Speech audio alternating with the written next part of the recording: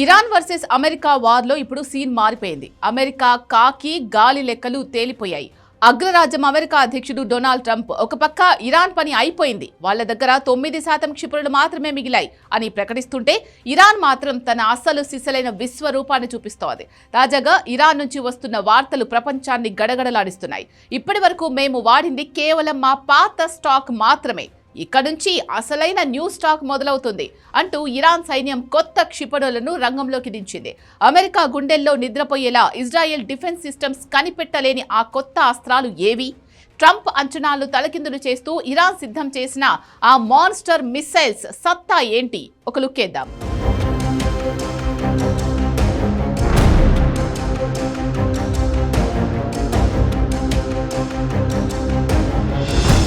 Iran వ్యూహం చాలా స్పష్టంగా కనిపిస్తోంది.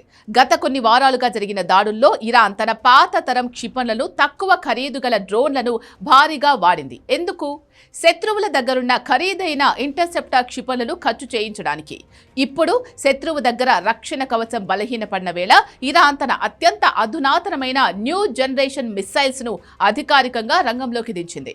ట్రంప్ ప్రభుత్వం ఇరాన్ మిస్సైల్ లాంఛర్లను ధ్వంసం చేశామని చెబుతున్నా, ఇరాన్ మాత్రం తన భూగర్భ మిస్సైల్ సిటీల నుంచి అధునాతన అస్త్రాలను బయటకు తీసింది. ముఖ్యంగా ఫతా 2 మరియు ఖుర్రామ్ షహార్ 4 వంటి క్షిపణులు ఇప్పుడు అమెరికా స్థావరాలకు పీడకలగా మారాయి. ఇప్పుడు ఇరాన్ ప్రయోగిస్తున్న క్షిపణుల గురించి వింటే ఎవరైనా షాక్ అవ్వాల్సిందే. ఫతా 2 ఇది కేవలం మిస్సైల్ మాత్రమే కాదు, గాలిలో తన దిశను మార్చుకోగల హైపర్సోనిక్ ఆయుధం. ఇది మాక్ 15 వేగంతో ప్రయాణిస్తుంది, అంటే సెకనుకు దాదాపు 5 కిలోమీటర్లు.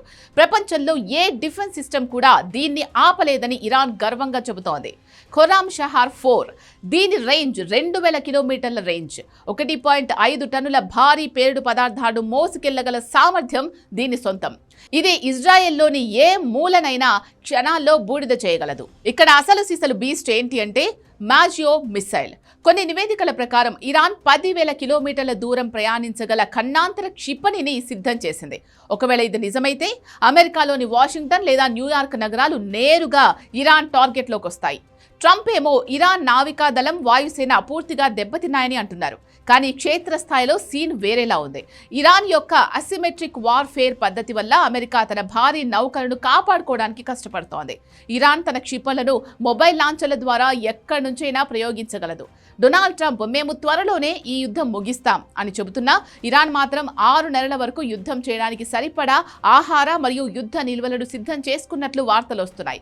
ఒక పక్క 18 అమెరికా ఐటీ కంపెనీలకు వార్నింగ్ ఇచ్చిన ఇరాన్ మరోపక్క తన కొత్త క్షిపణులతో అమెరికా స్థావరాలను టార్గెట్ చేస్తోంది. ట్రంప్ చెప్పే 2-3 వారాల గడువు ముగిసిన తర్వాత కూడా ఇరాన్ ఈ కొత్త మిస్సైల్స్ తో విరుచుకుపడితే అది అమెరికా చరిత్రలో ఒక ఘోరమైన ఓటమిగా మిగిలిపోయే ప్రమాదం ఉంది. ట్రంప్ ముగిస్తాం అంటుంటే ఇరాన్ మాత్రం యుద్ధం ఇప్పుడే మొదలైంది అన్నట్లుగా కొత్త ప్రయోగాలు చేస్తోంది. ఇరాన్ మిత్రపక్షాలైన హౌతీలు కూడా ఇప్పుడు కొత్త లాంగ్ రేంజ్ మిస్సైల్స్ తో రంగంలోకి దిగడం అమెరికాకు తలనొప్పిగా మారింది. ఇరాన్ తన దగ్గరున్న న్యూ స్టాక్ ను బయటకు తీయడం అంటే అది అగ్రరాజ్యానికి ఒక సీరియస్ వార్నింగ్. సాంకేతికతలో అమెరికా గొప్పదైనా ఇరాన్ తన పట్టుదలతో మరియు కొత్త క్షిపణులతో యుద్ధ గతిని మార్చేలా కనిపిస్తోంది. మరి ట్రంప్ అన్నట్లు ఇరాన్ లొంగిపోతుందా, లేక ఇరాన్ కొత్త మిస్సైల్స్ ప్రపంచాన్ని కొత్త సంక్షోభంలోకి నెట్టేస్తాయా? చూడాలి.